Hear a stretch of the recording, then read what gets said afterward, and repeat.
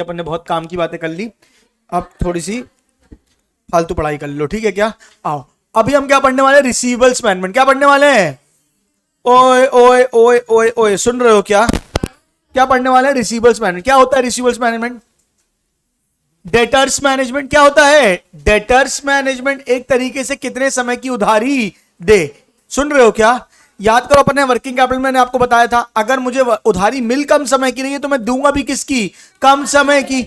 हमेशा हमको कोशिश करना है कि हम देते समय उधारी कम की दें और लेते समय ज्यादा की लें। अब हर कोई यही कोशिश करेगा कि देते समय कम की दें, लेते समय उधारी कम ज्यादा की लें। तो जिससे ले रहे वो भी तो किसी को दे ही रहा है, वो कोशिश करेगा तुमको कम दे, तो यही लड़ाई चलती रहती है।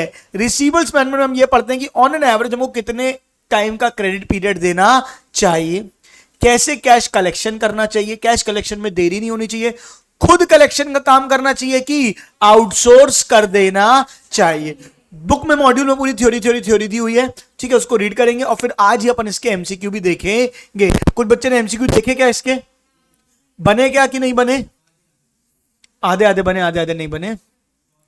चलो रिसीवेबल्स आर नियर, चलो receivables are near the terminating point of the operating cycle when raw materials has been converted into finished goods and final product is sold by the firm. Some of these sales are done on the spot basis while the remaining sales are made on the credit. कुछ नगद में जाता है, कुछ उधारी. The extent of credit sales varies from industry to industry. Within an industry period of credit depends upon the position of the firm in the industry. अगर मैं dominant position में हूं, कौन सी पोजीशन में हूं?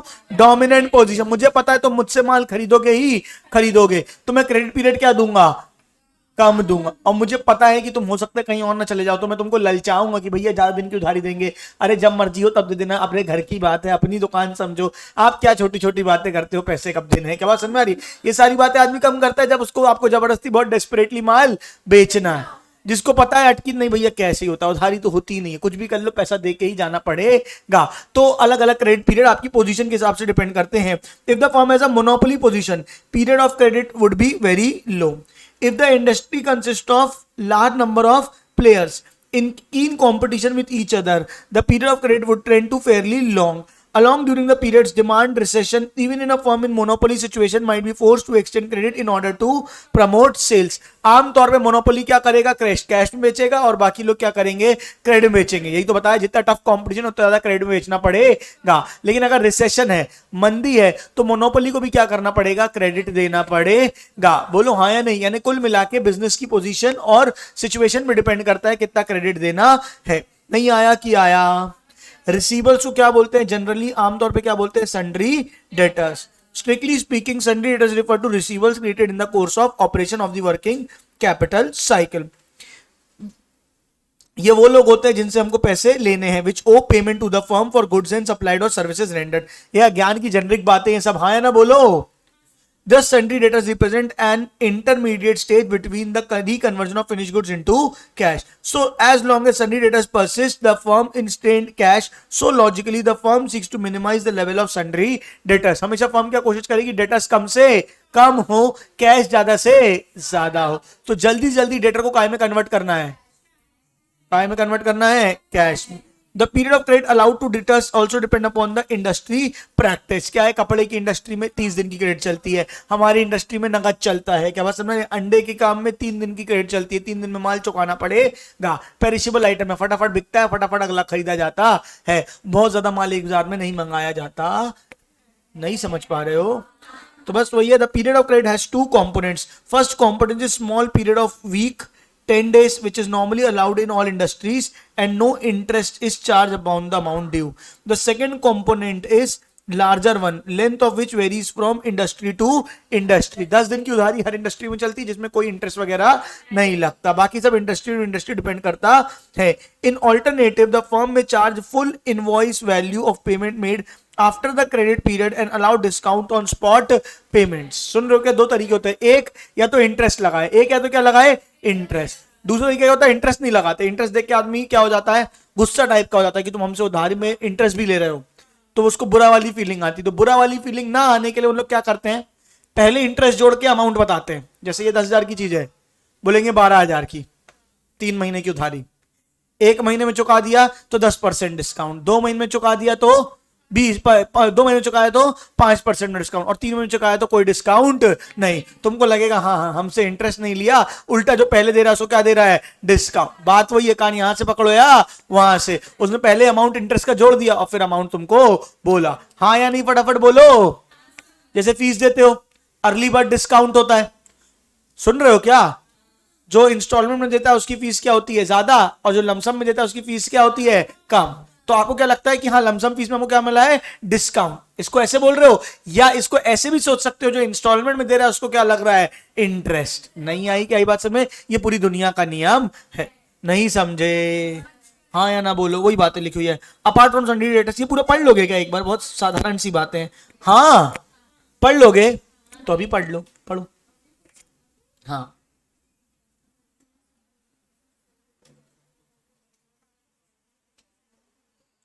जेनरिक जेनरिक ज्ञान की बातें हैं।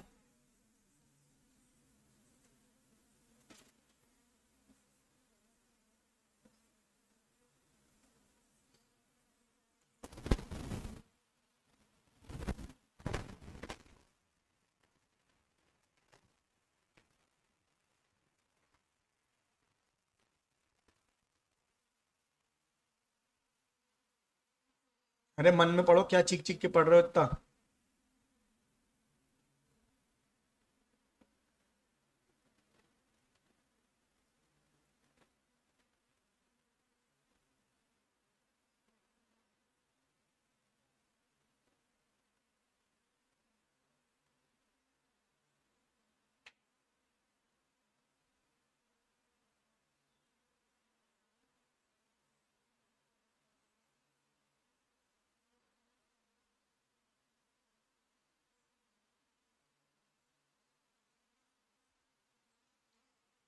ये एडवांसेस वाला पढ़ लिया कि हम उधारी दे देते हैं, उधारी की जगह एडवांस लोन दे देते हैं, कि अपनी सब्सिडरी को क्या दे दिया, लोन दे दिया 2 लाख का, कि 3 महीने में चुका देना, 1 महीने में चुका देना। तो ये वैसे वर्किंग कैपिटल के नहीं होते, लेकिन इसको फिर भी वर्किंग कैपिटल ट्रीट किया जाता है, करंट एसेट ट्रीट किया जाता है, क्योंकि ये 12 महीने के अंदर काय में कन्वर्ट हो जाएगा, कैश। जैसे मेरे से कोई मेरा दोस्त आया, 2 लाख रुपए उधारी मांग के गया, बोला 10 दिन में देता हूं। अब मैं आज सोच रहा हूं मेरे पास कितने पैसे हैं, तो मैं क्या सोचूंगा, 5 लाख रुपए नगद रखा है, 2 लाख रुपए उससे मिलने हैं, जो 7 दिन में मिलने ही वाले हैं, तो वो क्या करंट एसेट ही। तो मान के चलता हूं लगभग 7 लाख रुपए मेरे पास है। नहीं समझे कि समझ गए? बोलो।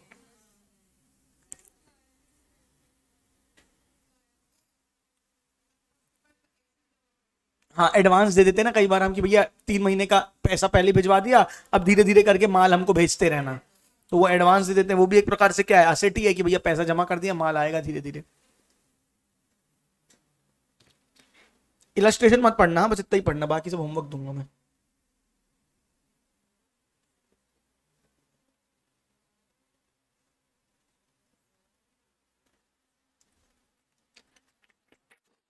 ज्यादा उधारी देके ज्यादा सेल्स बढ़ाई जाती है, ये भी पता होना चाहिए।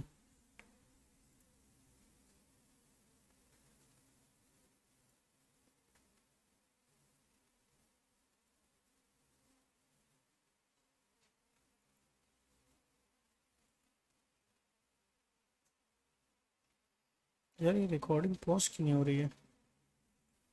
क्यों नहीं आया यार? Credit policy have a significant influence on sales. In theory the firm should lower its quality standard for accounts accepted as long as profitability of the sales generated exceeds the added cost of the receivables. What are the cost of relaxing credit standards? Some arise from enlarged credit department, the clerical work of checking and additional accounts and servicing the added volume of receivables. बोलने की कोशिश है, theory में ये बोला जाता है हर किसी को कोशिश करनी है कि कम से कम क्या दें, उधारी दें, क्योंकि वो जितनी ज्यादा उधारी देंगे उतना ज्यादा उनका मैनेजमेंट बढ़ता है। एक अकाउंट्स डिपार्टमेंट बढ़ना पड़ेगा, एक रिसीवेबल डिपार्टमेंट बढ़ता पड़ेगा, एक बंदा लगाना पड़ेगा जो बार बार कॉल करेगा, रिकॉर्ड रखेगा कितना पैसा आया कितना पैसा नहीं आया। कैश वाले को मैनेजमेंट कम करना पड़ता है, उधारी वाले को मैनेजमेंट ज्यादा करना पड़ता है। पहले बेचते समय किसका पैसा आया किसका पैसा नहीं आया, किसने टाइम पे पेमेंट करी, किसने जल्दी पेमेंट कर दी तो उसको कितना डिस्काउंट देना है, ओवरऑल मैनेजमेंट अकाउंट्स का क्या हो जाता है, बढ़ जाता है। In theory the firm should lower its quality standard for accounts accepted as long as the profitability of the sales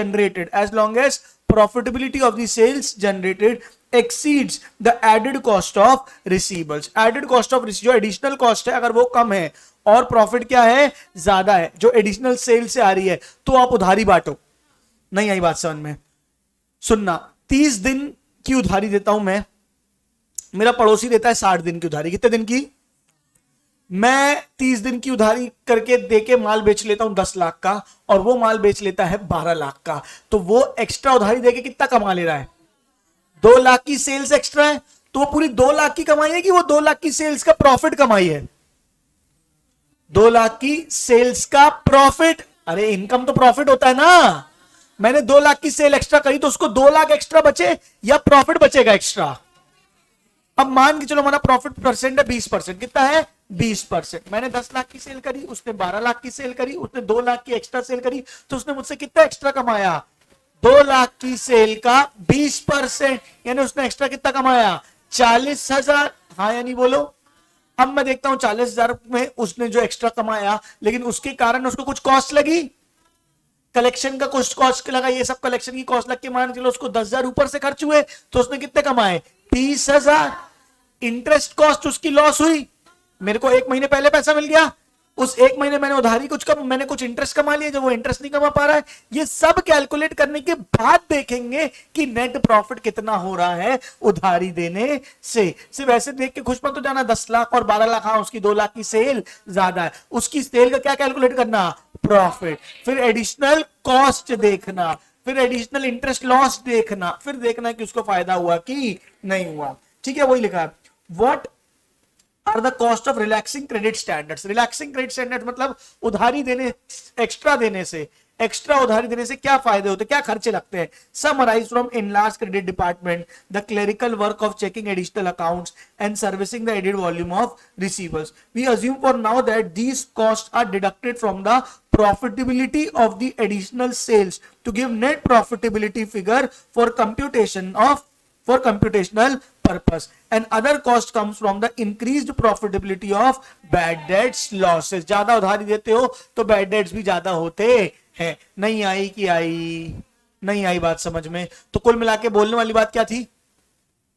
अगर एडिशनल उधारी दे रहे हो तो उसको एडिशनल सेल्स होगी, लेकिन उसकी प्रॉफिटेबिलिटी चेक करना, प्रॉफिटेबिलिटी में खर्चे माइनस करना, सब नेट प्रॉफिटेबिलिटी कंपेयर करना। अगर वो नेट प्रॉफिटेबिलिटी ज्यादा है तो अपने क्रेडिट पीरियड को बढ़ाना, वरना अपने क्रेडिट पीरियड को मत बढ़ाना। ऊपर से अपेरेंटली फिगर्स देख के खुश मत होना। नहीं समझे कि समझ गए? हाँ या ना बोलो। अब ये इलस्ट्रेशन है, अब देखो मैं तुमको बता रहा हूं, ये इलस्ट्रेशन अभी मत पढ़ो। How do firms ensure realisation, ये होमवर्क है।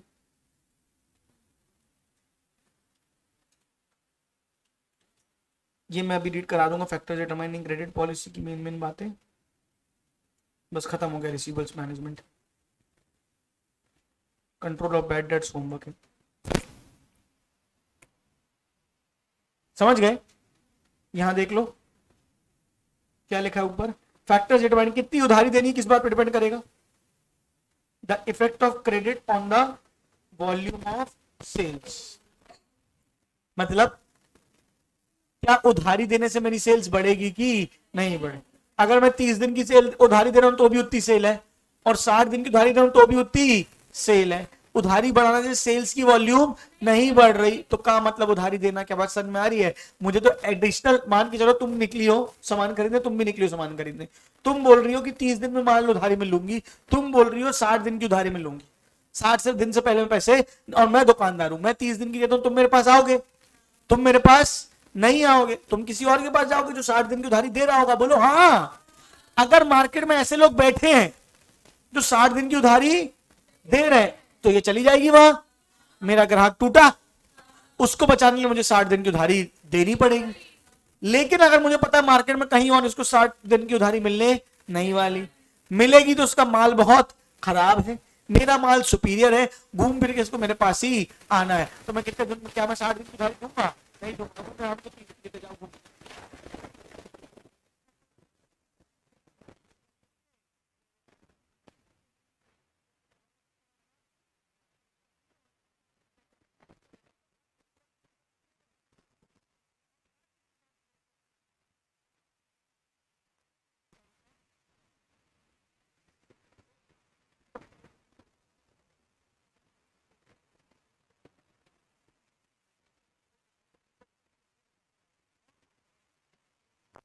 कैसे, क्रेडिट के टर्म कैसे, कितने दिन की उधारी चल रही, कैसे में, कैश में दोगे, क्या दोगे, वो सारी चीजें, कैश डिस्काउंट कितना दे रहे, उस पर डिपेंड करता है माल उधारी में बिकेगा कि नहीं। Policies and practice of the firms for selecting credit customers, किसको उधारी देनी है और किसको उधारी, सबको नहीं उधारी दे देंगे, ठीक है। जिससे सालों से पहचान होगी, जो सालों से काम कर रहा होगा, पता पड़ा उधारी लेके जा रहे, भग गए, ढूंढते फिर रहा है उसको, ठीक है। तो किसको उधारी देनी, किसको उधारी नहीं देनी। Paying practices and habits of the customer, customer कैसे हैं, चुका देते नहीं चुका देने की, तेल निकाल देते, पीछे पड़ना पड़ता उनको, अरे दे दो दे दो दे दो, तो दिक्कत है। बात समझ में रही। The firms policy practice of collection, कैसे हमारा कलेक्शन का प्रोसेस कैसा है, टाइट है कि ढीला है। The degree of operating efficiency in billing, recording, keeping and adjustment function, मतलब कितने एफिशिएंट है हम उधारी के सिस्टम में। अगर हमको उधारी देने में बड़ी पचड़न है, हमारा कोई सिस्टम अच्छा नहीं है, तो हमें बहुत सरदर्द लगेगा, हम उधारी नहीं देंगे। वहीं अगर कोई ऐसा है जहां सिस्टम बना हुआ है कि आप जाते हो, माल लेते हो, 30 दिन की उधारी आती, 30 दिन की उधारी के बाद ऑटोमेटिक क्या आ जाता है, एक नोटिफिकेशन आता है कि भैया तुमको इससे पैसे लेने। आजकल ऐसे सॉफ्टवेयर आते हैं ना कि तुमने आज माल खरीदा, अब रोज माल खरीदता है, रोज माल बिक रहा है, रोज किसी ना किसी के 30 दिन पूरे हो रहे होंगे। तुम आज खरीद के गए, 30 दिन बाद तुम्हारा होगा, ये कल खरीद के जाएंगी तो उसका अगले दिन उसके 30 दिन होंगे, सबके अलग अलग डेट पे 30 दिन होंगे ना। तो क्या होता है, एप्स आते हैं, सर्वर्स आते हैं, सॉफ्टवेयर आते हैं कि जो जिस दिन सेल में बुक करते जा रहा हूं, मैंने उसमें डाली 30 डेज क्रेडिट, जिस दिन जिसके 31 डे होंगे उस दिन मेरे को आज सुबह लिस्ट आएगी कि इन इन लोगों के आज 30 दिन पूरे हुए हैं, इनको कॉलिंग कर लो। या आजकल तो ऐसा होता है सॉफ्टवेयर खुद ही क्या कर देता है, मैसेज भेज देता है, वहां भी मैसेज भेज देता है, यहां भी मैसेज भेज देता है, भैया आज फलाने के क्रेडिट 30 दिन पूरे हुए, इनसे इतनी इतनी पेमेंट आज आनी चाहिए। और उनको भी भेज देता है कि आज आपको इतने इतने इसकी फलाने फलाने की इतने इतने की पेमेंट करनी है। सुन रहे हो कि नहीं सुन रहे हो। इवन कॉल भी कर देता है कई बार, तो मतलब वो ऑटोमेटेड कॉल्स चले जाते हैं, कंपनी जनरेटेड कॉल्स आते हैं ना कि आपकी एयरटेल बिल पेमेंट की डेट ड्यू है। सोचो ना, लाखों कस्टमर से कैसे आ रहे हैं। जैसे ही पता पड़ा 8 तारीख आखिरी तारीख है, इसकी 9 तारीख की बिलिंग साइकिल है, 8 तारीख को पहुंच जाएगा, कल अगर आपने पे नहीं किया तो आपके 60 रुपए एक्स्ट्रा कटेंगे। ये कॉलर कॉल नहीं कर रहा है, ऑटोमेटेड कंपनी के एआई वाले कॉल्स आते हैं। अरे हाँ ना बोलो ना यार, नहीं आए कि आया, तो वही बोला उसने, कैसे आपके सिस्टम्स कितने अच्छे और कितने स्ट्रांग हैं। इन सब बातों से डिपेंड करता है कि आप कितनी उधारी दे पाओगे, कितनी उधारी दोगे और कितनी उधारी नहीं दोगे। हाँ या ना फटाफट बोलो। नहीं आया, बाकी का इसका होमवर्क आप एक बार रीड करके आएंगे, मैं अभी इसके प्रैक्टिकल एमसीक्यूज कराऊंगा। हाँ या ना फटाफट बोल लो, फट से एमसीक्यू निकाल लो।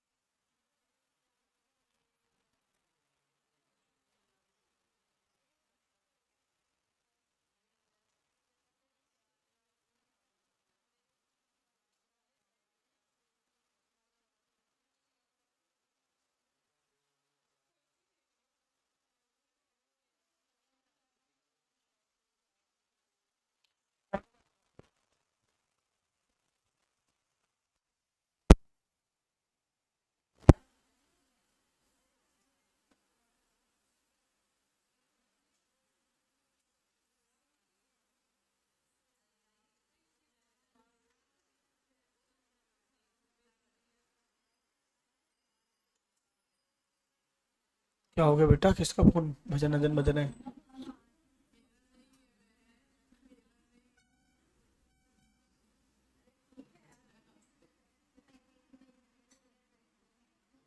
क्या हो गया दीदी, किसका कॉल है, किसकी दीदी, फिर ठीक। चलो, क्या हो गया मानसी, क्यों गुस्सा कर रही हो, मार दे मार दो। Permission granted. चलिए आइए, पहले एमसीक्यू कराते हैं, फिर थ्योरी से थ्योरी भी कराएंगे। क्वेश्चन नंबर 26 से 30, गिव इट अ ट्राई।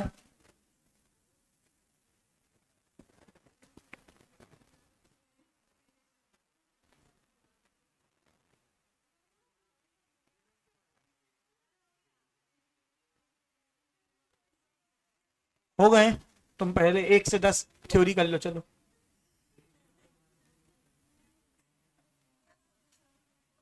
26 से 30, मैं पहले ही बोल देना, न्यूमेरिकल एमसीक्यू 5-10 मिनट के अंदर जल्दी करो, टाइम मत खराब करो। Question number 26 to 30.